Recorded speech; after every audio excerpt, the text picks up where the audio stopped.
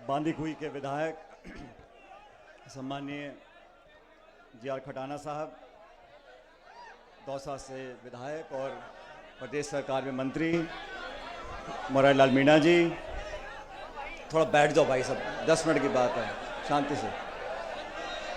हमारे विधायक और एससी कमीशन के चेयरमैन किराई लाल बैरवा साहब, वेद प्रकाश सोलंकी जी, राकेश पारिक साहब, पी.आर. मीणा जी, दर्शन सिंह जी पूर्व विधायक, हमारे ज़िले के अध्यक्ष कांग्रेस पार्टी के रामजीलाल ओट साहब, गीता खटाना जी, हमारी पूर्व जिला प्रमुख महोदया, अजय बोरा जी, इंदा बैरवा जी, श्रीमती खूंटला जी, सीता मीणा जी, नरेश मीणा जी, मंच आसीन सभी नेतागण, इस कॉलेज के प्रांगण में इस सभा में मौजूद सभी आदरणीय बुजुर्गों, माताओं, बहनों, नौजवान दोस्तों, हमारी पार्टी के सभी पदाधिकारीगण, युवक कांग्रेस के, महिला कांग्रेस के, सेवा दल के सभी पार्षदगण, सभी पंच, सरपंच और आप सब लोग जो आज स्वर्गीय पायलट साहब की मूर्ति के अनावरण के कार्यक्रम में आए हो, मैं आप सबका अभिनंदन करता हूं, धन्यवाद करना चाहता हूं कि आज इस खूबसूरत मूर्ति का हम सब ने मिलकर अनावरण किया। खटाना जी क्या है, बहुत जल्दी घबरा जाते हैं, सही बोल रहा हूं ना मैं? तो मैंने कहा खटाना जी शांति रखो और डरो मत। उन्होंने कहा साहब बारिश हो गई, पानी पड़ गया, देरी हो रही है, तो मैंने कहा चिंता मत करो। फिर उन्होंने कहा साहब वो बीजेपी वाले कोई यात्रा निकाल रहे हैं, कोई मीटिंग कर रहे हैं, कोई हाथी पे आ रहा है, कोई घोड़े पे आ रहा है। और हकीकत तो यह है कि इस मूर्ति के कार्यक्रम को बहुत समय से उन्होंने मुझसे टाइम मांगा था, लेकिन कुछ परिस्थिति ऐसी रही कि कार्यक्रम नहीं कर पाए। लेकिन फिर वो एक, आप जानते हो पुराने खटाना जी को मैं भी बहुत दिनों से देख रहा हूँ, तो बहुत टेंशन, मन में विचलन, ये हो जाएगा वो हो जाएगा, परिवर्तन यात्रा आ रही है, फलानी पार्टी आ रही है, ये हो रहा है वो हो रहा है। तो मैंने कहा सुनो खटाना जी, 100 सुनार की और 1 लोहार की। मैंने कहा चिंता मत करो, हम सब लोग आएंगे। और ये पुराना बहुत लंबे समय का कार्यक्रम होना था, लेकिन हर चीज का समय होता है। और ये संयोग की बात है कि कल एक जनसभा प्रियंका जी ने करी टोंक में। अब आप जानते हो मैं टोंक जिले से, टोंक का विधायक हूं, लेकिन ये मैं कैसे भूल सकता हूं कि मैं सबसे पहले दौसा का सांसद था।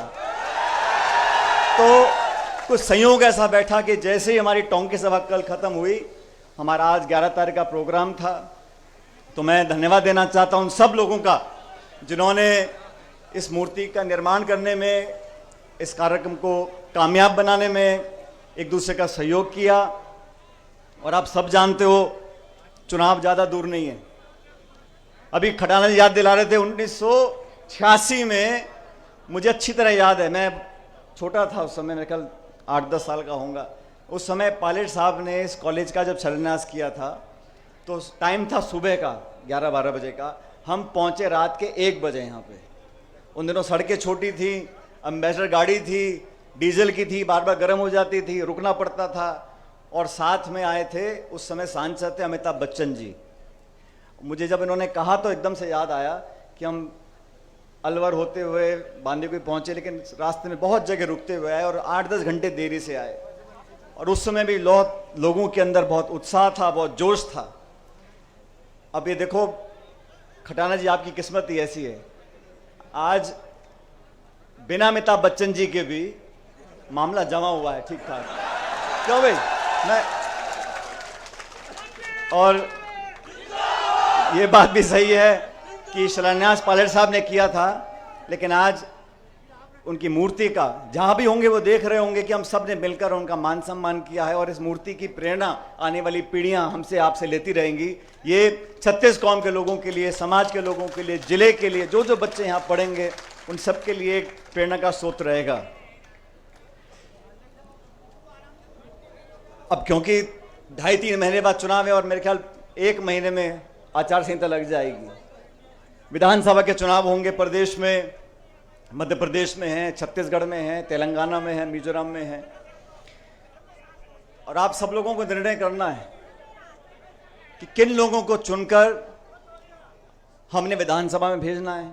और मुझे कहने में कोई संकोच नहीं है कि आपके विधायक खटाना जी ने जो दिन रात इस बांदीकुई विधानसभा क्षेत्र में संपर्क किया है, हफ्ते में 6-6, 7-7 दिन घूम घूम कर गांव ढाणी में एक दूसरे से लोगों को जोड़ा है और बिना भेदभाव के, बिना पक्षपात के लोगों को विकास का रास्ता दिखाया है। क्योंकि साथियों, जब पहला चुनाव यहां से कांग्रेस पार्टी ने लड़ाया था खटाना जी को, अपन कामयाब नहीं हो सके थे, लेकिन उसके बावजूद भी संगठन के माध्यम से लगातार इस क्षेत्र की सेवा करी, और जब आपने जिताकर भेजा तो विकास में, संपर्क में, प्यार में, मोहब्बत में, भाईचारे में, जोड़ने में, बिना भेदभाव के विकास कराने में इन्होंने कोई कमी छोड़ी नहीं है। इसलिए आप लोगों को तय करना है, और आपसे मतलब नौजवानों से, 36 कौम के लोगों से, सब लोगों से। ये पुराना क्षेत्र रहा, कांग्रेस का गढ़ रहा, यहाँ से मुरारी लाल मीणा जी विधायक रहे, और मैं तो अभी बांदीकुई की जो सिकराय की हमारी मंडी है उसमें कह रहा था, मैंने कहा बांदीकुई के लोग तो बहुत किस्मत वाले हैं, बटन एक दबाते हैं विधायक 2 मिल जाते हैं। खटाना जी का भी, अब ये माने ना माने, मंत्री विधायक दौसा से हैं, लेकिन मन और मकान बांदीकुई में बना हुआ है। अभी मकान दिखा रहे थे मेरे को बाईं तरफ का जो बोर्ड लग रहा है। लेकिन आज मैं बहुत दिनों, ये बात सच है, बहुत दिनों के बाद बांदीकुई आने का मौका मिला। बहुत से ऐसे लोग जो पहले नौजवान थे, आज उनके बच्चे बड़े हो गए, जिनके थोड़े थोड़े बाल सफ़ेद थे आज पूरे धौले हो गए, पूरा सफ़ेद हो गए। और मैं रास्ते में आ रहा था, सीताराम शर्मा जी की हलवाई की दुकान है बाईं तरफ कोने पे। मैंने बहुत पहले वादा किया था उनको, मैंने कहा पंडित जी आपकी दुकान पक्का आऊँगा। आज उनको देखा, मैं गाड़ी से उतरा, उनकी दुकान में गया, उनका पोता इतना बड़ा हो गया, वो 22-23 साल का पोता हो गया। तो समय बहुत जल्दी बीतता है, लेकिन समय के बीतने का मतलब ये नहीं है कि हम आपसी संबंध खत्म कर दें। और संबंध साथियों बनाने से बनते हैं, चाहे घर का भी कोई सगा संबंधी हो, चाचा भतीजा, माई मासी, कोई भी हो, अगर आप संबंध नहीं बनाओगे, और संबंध बनते हैं 2 तरफ से, एक पक्ष जोर लगाता रहे और दूसरा सुने ना, राम राम ना करे, मीठे से बात ना करे, संबंध बनते नहीं। संबंध बनाने के लिए एक दूसरे को समझना, एक दूसरे के दुख दर्द में भागीदार रहना, अपनेपन का एहसास कराना। ताली 2 हाथ से बजती है, संबंध 2 तरफ से बनते हैं। तो समय के साथ साथ जो संबंध गहरे होते जाते हैं वो संबंध सच्चे होते हैं, और समय के साथ साथ जो संबंध कम होते जाते हैं, ये समझ लो कि कमी मेरे में या तुम में हो, अगर संबंध कमजोर हुए हैं तो कमी किसी ना किसी की है। लेकिन मुझे फक्र है, मुझे गर्व है, मुझे अभिमान है कि हम लोगों का संबंध इस क्षेत्र से, इस तहसील से, जिले से जितना पहले था, भगवान की कृपा है, आज पहले से ज्यादा हो गया है। और ये सब, इसका श्रेय मैं आप लोगों को देना चाहता हूं, क्योंकि मैं भी भागदौड़ में लगा रहता हूं। आप जानते हो, मैंने इस कार्यक्रम का आयोजित किया। इसका उद्देश्य सिर्फ मूर्ति की स्थापना करना नहीं था, इसका उद्देश्य था कि वो बात, वो सिद्धांत, वो वादे, वो विचार जो स्वर्गीय पायलट साहब ने अपने पब्लिक लाइफ में, सार्वजनिक जीवन में कहे और करे, उसका अनुसरण हम कैसे कर सकते हैं। मुझे अच्छी तरह याद है, बचपन से मैं देखता था पायलट साहब के हर भाषण में बोलते थे कि कृषि को उद्योग का दर्जा मिलना चाहिए, किसान का क्रेडिट कार्ड होना चाहिए। 20 साल बाद अब जाके सरकारों ने उस काम को किया कि किसान क्रेडिट कार्ड मिलना शुरू हो गए। आज जरूरत इस बात की है कि किसानों के बच्चे इन कॉलेजों में पढ़ें और पढ़ लिख कर उन पदों पर बैठ जाएं जहां से नीति बनती है, जहां से कार्यक्रम बनते हैं, जहां से बजट साइन होता है। अगर उन कुर्सियों पर गरीब और किसान के बच्चे बैठेंगे, उस अधिकारी को, उस नेता को बताने की जरूरत नहीं पड़ेगी कि किसानी में कितनी लागत लगती है, खाद बीज पानी कहां से आता है, फसल का बीमा कहां से होता है, गाय भैंस बकरी कहां से आती है। तभी मैं कहता हूं, पायलट साहब भी कहते थे, गरीब गांव ढाणी में पैदा होने वाले बच्चे बच्चियां, उनको शिक्षा का वरदान मिले, वो पढ़ लिख कर कामयाब हों, जो व्यवस्था इस देश में संविधान में बनाई है उसका पूरा उपयोग वो कर सकें, तभी परिवर्तन आएगा, तभी बदलाव आएगा, तभी देश विकसित होगा। और देश जब आगे बढ़ रहा है, चिंता मुझे इस बात की रहती है साथियों, हमारे देश में जो खाई है, गांव और शहर की, अमीर और गरीब की, वो लगातार बढ़ती जा रही है। आज जो संपन्न है, जिनकी जेब में बहुत पैसा है, उनको रोकने वाला कोई नहीं है। और जो गांव गरीब जैसे हाल में कल था, आज बहुत ज्यादा सुधार हो नहीं सका, क्योंकि उस सोच के लोग बैठे नहीं है दिल्ली की सरकारों में, जिनके मन में पीड़ा हो। आज 9 साल से एक सरकार दिल्ली में बैठी है, बजाय भाषण देने के और ज्ञान बांटने के और विज्ञापन थपनाने के, ऐसी कौन सी नीति बनाई है मुझे बता दो आप लोग।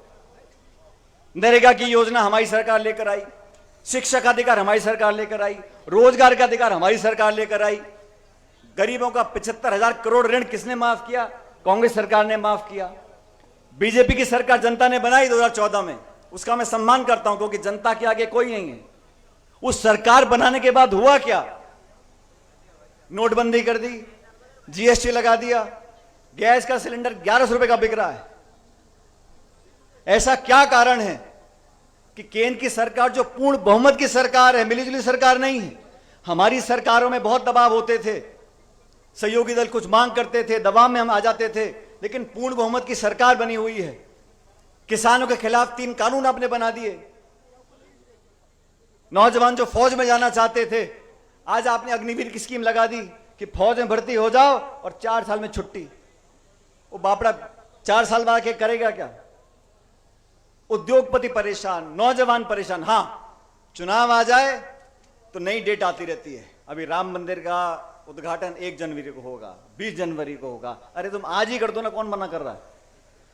लेकिन मंदिर का, मस्जिद का, राम और रावण का, हिंदू का मुसलमान का, कोई कुछ हो जाए, मैं कहूं यार टमाटर 200 रुपए किलो क्यों बिक रहा था? पाकिस्तान चले जाओ।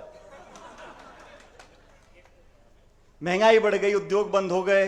इस देश में जो हमारी बड़ी बड़ी संपत्तियां थीं, रेल, तेल, बड़े उद्योग, हवाई अड्डे, कारखाने, बिजली घर, वो सब औने पौने भाव में लोगों को बेच बाच दिए। और हमको पता यूं नहीं पड़ता कि मीडिया में छपता ही नहीं।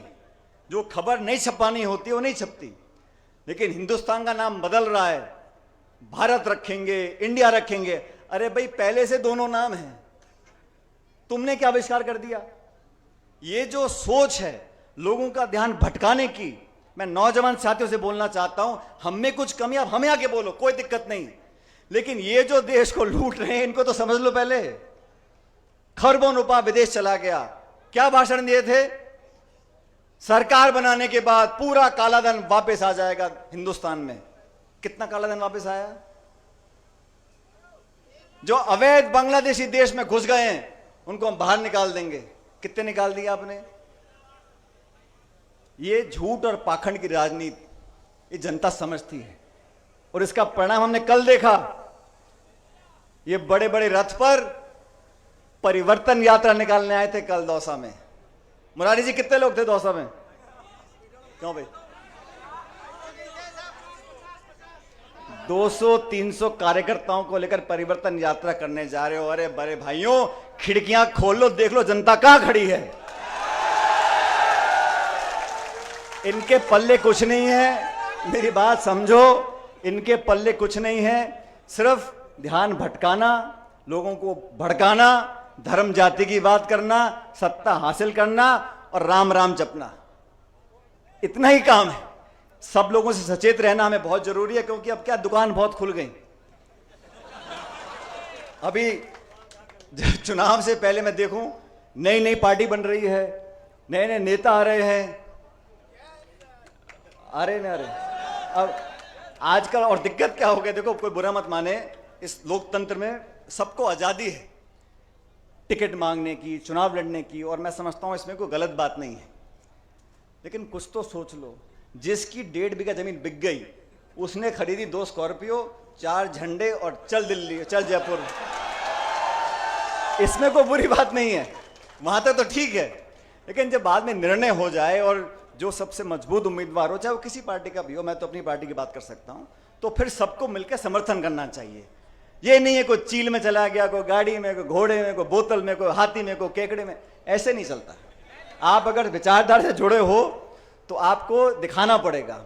और इसीलिए मैं कहता हूं आप सब लोगों को, ये क्षेत्र बड़ा हो गया, पहले आबादी कम थी, अब 2 लाख 2.5 लाख लोग हर विधानसभा क्षेत्र में रहते हैं।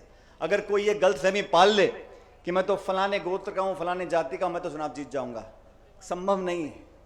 जब तक सबका मन नहीं जीतोगे, और काम से दिखाना पड़ेगा आपको कि आपके जहन में पक्षपात नहीं है, आपको जिसने वोट नहीं भी दिया उसका भी सेवक बनकर आप काम करोगे, तभी लोगों के मन में बसते हो।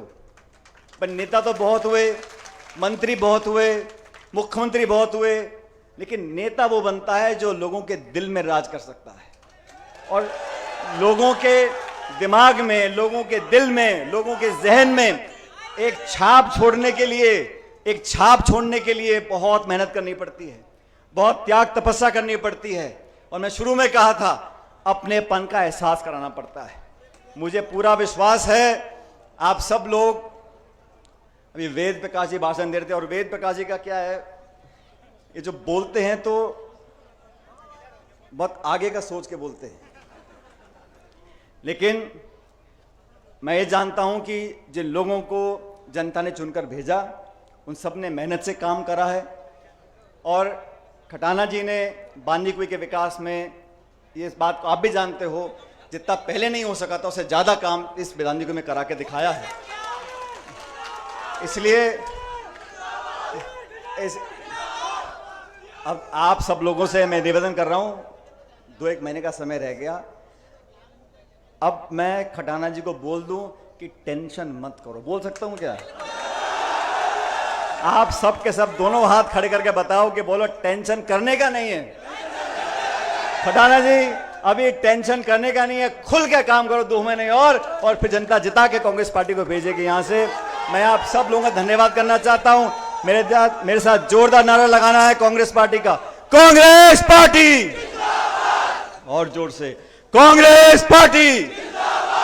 और ये वाला नारा दिल्ली जयपुर तक जाएगा, कांग्रेस पार्टी। बहुत बहुत धन्यवाद। राम राम साहब।